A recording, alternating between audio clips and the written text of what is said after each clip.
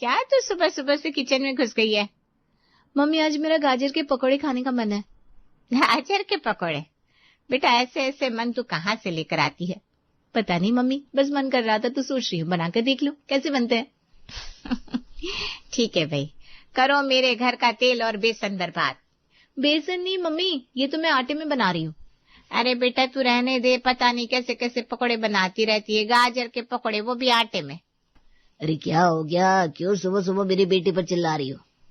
तुम्हारी बेटी पर नए नए प्रयोग करने का भूत सवार रहता है हर वक्त। अब गाजर के पकौड़े बना रही है, बोलो। लेकिन वो गाजर तो मैं हलवे के लिए लाया था। अब पकौड़े खा लेना। 1 किलो गाजर ठिकाने लगा दी क्या? अरे आप लोग घबरा क्यों रहे हैं, बहुत अच्छे बनेंगे ये पकौड़े भी। और अगर बच्चा है तो कल फिर खाए? नहीं, मोहल्ले में बांटकर अपनी तारीफ सुनने का मौका पाए। इसमें क्या तारीफ है हमारी? अरे आपसे ही तो लोग आकर कहेंगे ना, देखो आपकी बेटी को तो कितना अच्छा पकौड़ा बनाना आता है। वाह, बात तो ठीक है, लेकिन बातों बातों में मैं भूल गया, पंडित जी ने शादी की तारीख निकाल दी है। अरे वाह, कब की बन रही है शादी फिर? अगले महीने। अरे बाबा, इतनी जल्दी क्यों निकलवा लिया मुहूर्त? तो क्या हुआ, एक ना एक दिन तो तुझे जाना ही है अपने ससुराल। हाँ तो कल जाओ, उससे अच्छा आज ही चली जाओ, ऐसा चाहती हो आप? नहीं तो क्या, कम से कम हम तेरे तमाम तरह के पकौड़े खाने से छुटकारा तो पाएंगे। वाह मम्मी वाह, पल भर में पराया कर दिया आप लोगों ने। अरे अब ये सब नौटंकी बंद करो और शादी की तैयारियों में लग जाओ। अगले महीने में प्रिया की शादी विनय से हो जाती है। विनय का एक छोटा नाश्ता सेंटर था, जहाँ पर वो चाय के साथ साथ गरम गरम पकौड़े बेचा करता था। अरे अब तो देवरानी जी आ गई है, अब मेरी कमर सीधी हो जाएगी थोड़ी। अपने कमर की चिंता है तुझे, और मेरे कमर दर्द के लिए जो तेल बनाने को कहा था वो बनाया है तूने? मम्मी जी आप तो मुझे जिठानी जैसा हुक्म चलाने ही नहीं दोगी। जो कह रही हो वो कर दे, पहले बहू बन उसके बाद जिठानी बनना।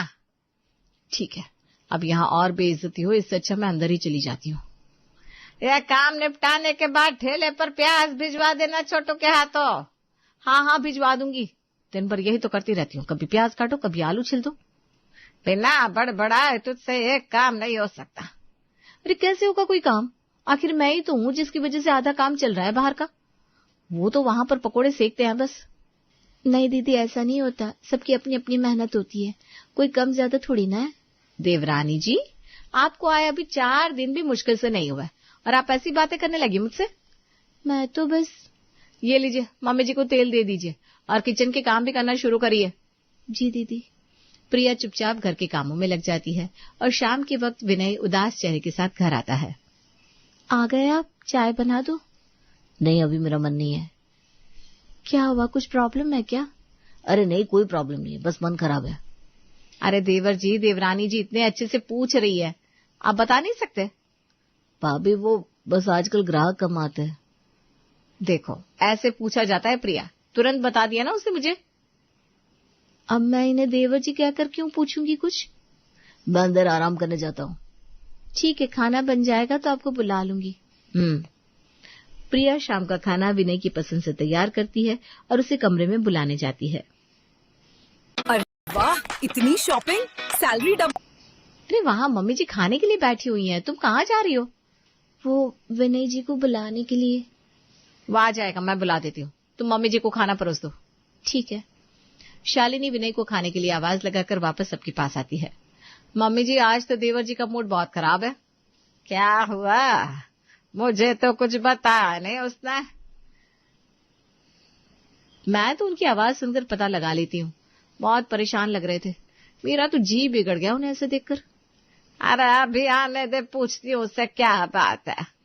मम्मी जी ध्यान से पूछना, कहीं ये ना कहे कि भाभी ने बात इधर की उधर कर दी। अरे ना ना बहू चिंता ना कर। विनय खाना खाने के लिए बाहर आता है और शांति देखकर पूछता है, क्या हो गया, ऐसे क्यों चुप हो सब लोग? अब तो बता, सब ठीक तो है ना? हाँ सब ठीक है, वो तो बस। देखा मम्मी जी, मैं सही कह रही थी ना, कोई तो बात जरूर है। अरे भाभी ऐसी भी कोई बड़ी बात नहीं है। तो फिर आपके 12 क्यों बजे हुए हैं? कहा तो था भाभी, आजकल दुकान ठीक नहीं चल रही है, सुबह से शाम तक पकौड़े खाने बस कुछ ही ग्राहक आते हैं। अरे तो इसमें इतना चिंता करने की क्या बात है, धंधा है सही तो चलता है, कभी ऊपर कभी नीचे। हाँ मम्मी, अब ठीक है, आप लोग इतना मत सोचो, मैं सब संभालूंगा। हाँ, मेरे पापा भी कहते हैं इंसान को हर सिचुएशन में खुश रहने के बहाने ढूंढने चाहिए। सिचुएशन और धंधे की बात अलग होती है प्रिया। तुम जाकर रोटी सेक लो, ये भी ऑफिस से आती होंगी। ठीक है दीदी। प्रिया खाना बनाकर किचन में रख देती है और रात को अपने कमरे में आराम करने जाती है। तुम्हें क्या हुआ? चेहरे का बल्ब बुझा हुआ क्या है? बल्ब क्या, मेरा तो ट्रांसफार्मर ही फूंक गया है। इतनी जल्दी? मुझे पता होता कि ससुराल में दिन रात एक करनी पड़ती है तो शादी ही ना करती। अच्छा, और जो शादी से पहले सगाई के बाद तुम फोन पर मुझसे कहती थी जल्दी जल्दी ससुराल आना है, वो सब झूठ था क्या? वो भी सच ही था। वो तब का सच था, ये अब का सच है। खैर, मुझे नींद आ रही है, सोने दीजिए। ठीक है बाबा, सो जाओ, मुझे भी दुकान पर जाना है सुबह जल्दी। अगली सुबह विनय जल्दी उठकर अपनी दुकान खोलने चला जाता है। प्रिया, आज विनय टिफिन लेकर नहीं गया तो तुम टिफिन देने चली जाना। अरे ये क्यों जाएगी? मैं ऑफिस जाते वक्त दे आऊंगा। आप कब तक देते रहेंगे? अब प्रिया और विनय का बिजनेस है, वो प्रिया ही करेगी ना विनय के काम। लेकिन कोई बात नहीं जेठ जी, मैं संभाल लूंगी अब। ठीक है। प्रिया दोपहर से पहले टिफिन बनाकर विनय के नाश्ता सेंटर पर पहुंचती है और विनय वहां पर बैठा हुआ था। अरे तुम क्यों आई हो? फोन कर देती, मैं घर आ जाता। कोई बात नहीं, अब तो मैं आ गई ना। अब आप ये लीजिए टिफिन, मैं घर जाती हूँ। ठीक है। प्रिया विनय को टिफिन देकर घर आई ही थी कि दरवाजे पर ही उसे उसकी पड़ोसन कुसुम ने टोका। अरे नहीं बहू, कहाँ से चली आ रही हो? कुछ नहीं, बस इनकी दुकान तक गई थी। लो, अभी से नई बहू का मोहल्ले में आना जाना शुरू हो गया। आंटी जी, अब काम पड़ेगा तो मोहल्ले में क्या दुनिया में आना जाना होगा। मानना पड़ेगा, निर्मला की छोटी बहू मुंह फटा है। अच्छा वो आंटी जी, आपने जल्दी मान लिया, नहीं तो 15 मिनट भी नहीं लगते मुझे ये बात मनवाने में। हे राम, हाथ जोड़े मैंने तो तुझसे। चलती हूँ। प्रिया अंदर आ जाती है और उसकी सास निर्मला कहती है, कैसे बात कर रहे थे बहू? अरे वो तो बस ऐसे ही कपड़े लेकर बर्तन देने वाली थी। अरे तो रोक लेती, उसे बहुत से कपड़े पड़े हैं। कोई बात नहीं, उसका आना जाना लगा ही रहता है, फिर आ जाएगी। अच्छा ठीक है। सुनो, बिजली और पानी का बिल आ गया है तो शाम को विनय को बता देना। ठीक है, मैं बता दूंगी। शाम को विनय दुकान से जल्दी घर लौट आता है। अरे आज आप इतनी जल्दी कैसे आ गए? पता नहीं, कुछ खास कमाई नहीं हो रही थी आज, तो वापस आ गया। ठीक है। अरे आ गए तुम। सुनो, मैंने अपना हिस्सा निकाल दिया है, अब तुम भी दे दो जिससे घर का बिल भर जाए। क्या हुआ देवर जी, चुप क्यों है? अरे भाभी, वो भैया मैं क्या कह रहा था, इस महीने का आप संभाल लो ना, मेरे पास अभी कुछ नहीं है। अभी कुछ नहीं है? कहाँ गया तेरा पैसा? वाह प्रिया, तुमने बड़ी जल्दी जल्दी खर्चे करवा दिए। नहीं भाभी, प्रिया ने कुछ नहीं किया है। वो तो अब दुकान पर ज्यादा ग्राहक आते नहीं और कमाई आधी से भी आधी हो गई है। अरे पर इसमें हम क्या कर सकते हैं? घर के खर्चे तो दोनों भाई बराबर मिलकर ही करते हैं ना। हाँ भाभी, बस इस महीने भैया संभाल लीजिए, फिर तो ठीक चलने लगेगा काम। ठीक है छोटे, देख ले मेरी भी सैलरी देर से भैया मैं पूरा भर दूंगा। ठीक है। अमित ने इस महीने के बिल तो भर दिए, लेकिन शालिनी अब प्रिया को किसी न किसी बात पर ताने देने लगी थी। मम्मी जी, मैं टिफिन देकर आती हूँ। हाँ ठीक है, जा बेटा। सिर्फ टिफिन देने के लिए इतना सज धज कर जाने की क्या जरूरत है? कहा भाभी, सिर्फ नॉर्मल ही तो है। अरे मैं तो तुम्हारे लिए बोल रही थी, पकौड़े की दुकान है, कोई शोरूम नहीं, 10 तरह के ग्राहक आते हैं। आपकी भी बात ठीक है, पर मैं इतना भी ज्यादा तैयार। प्रिया घर से निकल जाती है और शालिनी अपनी सास से कहती है, मम्मी जी, देवर जी की जेब में अब एक पैसा नहीं रहता और प्रिया कैसे ठाटे, ये कुछ सोचती नहीं। अरे कोई बात नहीं, धीरे धीरे सब समझ जाएगी। पता नहीं, धीमे धीमे करते देर ना हो जाए। अरे वो सोचे ना सोचे, तू बहुत सोचती है। देखते देखते 1 महीना और निकल गया। विनय की कमाई कम और घर के खर्चे ज्यादा हो गए थे। बस बहुत हुआ। क्या हो गया बड़ी बहू, ऐसे क्यों चीख रही है? मम्मी जी, मेरे पति दिन रात ऑफिस में अपनी कमर तोड़ते हैं, लेकिन देवर जी को सारे आराम करने, न दुकान से कुछ कमाते न घर में कुछ बचाया। कब तक हम अकेले घर के खर्चे उठाएंगे? अरे तो ऐसे क्यों बोल रही है, अभी उसका धंधा ठीक नहीं चल रहा है। चले ना चले, मुझे उससे मतलब नहीं है। पिछले महीने का भी राशन पानी बिजली सबका खर्चा मेरे पति ने किया और इस महीने का भी। दीदी आप शांत हो जाइए, दिन भर दुकान पर मेहनत तो विनय भी करते हैं। मैं कुछ नहीं जानती। अब अगर अगले महीने भी यही हालात रहे तो मैं अलग हो जाऊंगी। नहीं नहीं, ऐसा नहीं होने दूंगी मैं। प्रिया कमरे में विनय के पास आती है। सुनिए ना। क्या हुआ? भाभी इतना गुस्सा क्यों कर रही थी? जैसे आप कुछ जानते ही नहीं हो। वो सब छोड़िए, मैं सोच रही हूँ हमें कुछ अलग करना चाहिए ग्राहकों को वापस बुलाने के लिए। अरे सब तो करके देख लिया, चाय को कड़क बनाया, नया फर्नीचर लगाया, लेकिन ग्राहकों को अब मजा ही नहीं आता पकौड़े खाने में। ऐसे हाथ पे हाथ धरे रहने से कुछ नहीं होगा, आपको कुछ तो करना होगा। मैं सोच रहा हूँ अब ये बंद करके कोई और जगह नौकरी कर लेता हूँ, कम से कम महीने पर पैसे तो आएंगे। पैसे तो जब आएंगे तब आएंगे, आपको अपना जमा जमाया बिजनेस बंद करने की जरूरत नहीं है। तो फिर तुम ही बताओ मैं क्या करूँ? मुझे कुछ सोचना पड़ेगा। ठीक है, अभी सो जाओ, बाद में सोच लेना, ज्यादा परेशान मत हो। मैं कहीं ना कहीं से पैसों का इंतजाम कर लूंगा। ठीक है। अगले दिन विनय वापस अपनी दुकान जा चुका था और प्रिया घर के कामों में लगी हुई थी। तभी दरवाजे की घंटी बज उठी। इतनी सुबह सुबह कौन आ गया? वो दरवाजा खोलती है तो देखती है सामने बुआ सास खड़ी हुई थी। नमस्ते बुआ जी। अब सारी बातें दरवाजे पर ही करेगी क्या? अंदर नहीं आने देगी? अभी तो बस नमस्ते कहा था, बातें कहाँ की बुआ जी? नहीं की तो क्या हुआ, अब हो जाएगी। कहाँ है सब लोग, सो रहे हैं क्या? हाँ, वो आज संडे है ना तो सब आराम कर रहे हैं।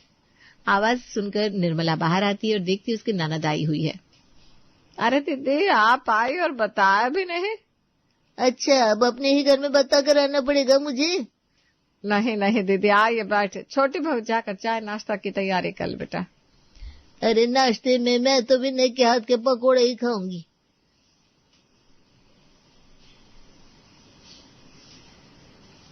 वो तो अभी भी काम पर निकल चुके हैं। आप मेरे हाथ के पकौड़े भी खाकर देखिए, पसंद आ जाए आपको। नहीं नहीं, मुझे विनय के हाथ की चाहिए। बहू तो कुछ और बना ले, ये तो विनय के हाथ के पकौड़े ही खाएंगी। ठीक है मम्मी जी। प्रिया किचन में आती है और चाय बनाने रख देती है।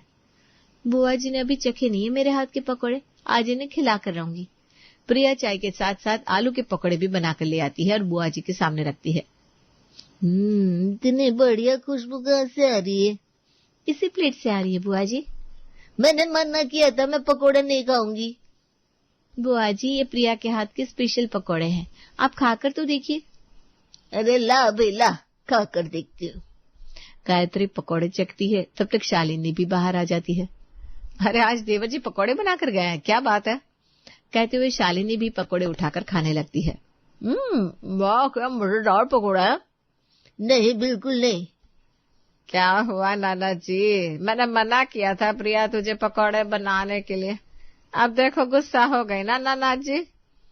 नहीं नहीं गुस्सा नहीं, ला प्रिया तेरे हाथ चूम लो, ये पकोड़े वाले की पत्नी है सच में, उससे भी 10 कदम आगे है। क्या बोल रही हैं आप? अरे इतने अच्छे पकोड़े आज तक नहीं खाए मैंने। बहू तू जाकर और पकोड़े बना। अब इतने भी कुछ खास पकोड़े नहीं है बुआ जी। खास नहीं, बहुत खास है, मुझे तो मजा आ गया। गायत्री प्रिया के पकोड़ों की खूब तारीफ करती है और रात में विनय के आने पर प्रिया कहती है, सुनिए मुझे समझ में आ गया है, अब हमारा बिजनेस आगे कैसे जाएगा। कैसे? आज बुआ जी आई थी और मेरे पकोड़ों की तारीफ कर रही थी।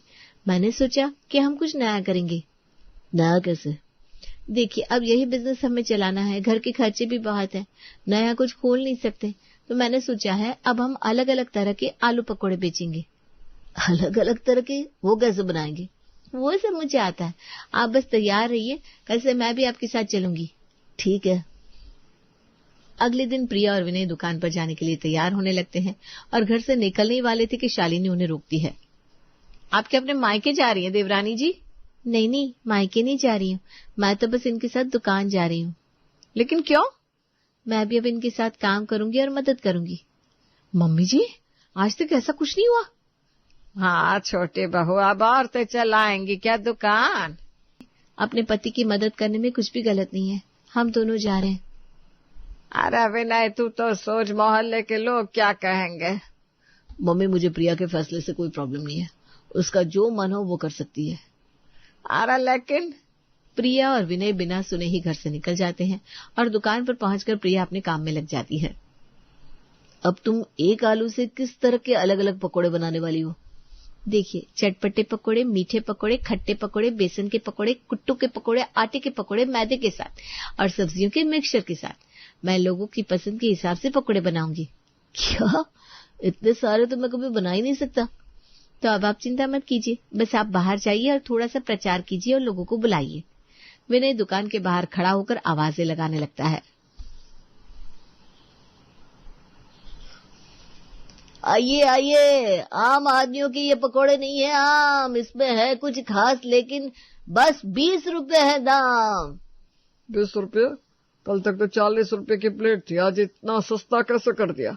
मेरी शादी हो गई है ना, उस खुशी में मैं अपनी खुशियां बांटना चाहता हूँ, बस 20 रुपए में। अच्छा, लेकिन पकोड़े में तेल बहुत होता है, मैंने सुना है ज्यादा हेल्दी नहीं है। अरे तो आप खाइए ना कुट्टू के पकोड़े, टेस्टी भी, हेल्दी भी, और सिर्फ 20 रुपए प्लेट। फिर तो ट्राई करना बनता है।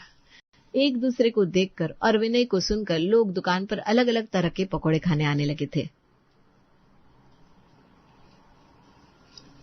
वाह, एक ही आलू के इतने स्वाद, इतने रंग। धीमे धीमे दुकान पर ग्राहक वापस लौटने लगते हैं और प्रिया के 20 तरह के आलू पकोड़े फेमस हो जाते हैं। देखो तो कैसे रोज सज धज कर जाती है ये। कौन ही इज्जत करेगा अब हमारी? भाभी, इस महीने का बिल मैंने भरा है और इज्जत करने वाले सिर्फ बातें करते हैं, बिल नहीं भरते। विनय की बात सुनकर शालिनी का मुंह बंद हो जाता है और टाइम के साथ साथ उसका बिजनेस प्रिया के पकौड़ों की वजह से एक बार फिर रफ्तार पकड़ लेता है।